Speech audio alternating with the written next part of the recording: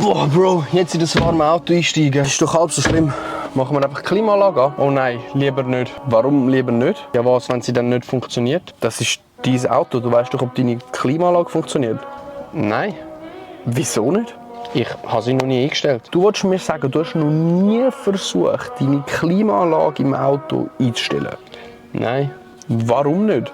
Ich weiss, es ist halt ein kleines älteres Auto und er weiss, ob sie dann tut oder nicht. Aber das weisst du nicht. Du hast sie ja noch nicht mal versucht einzustellen. Ja, ich weiss.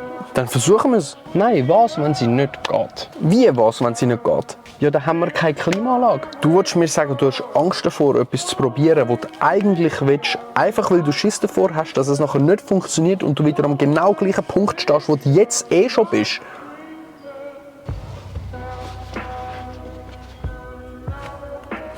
In dem Video geht es nicht um Klimaanlage, oder? Nope.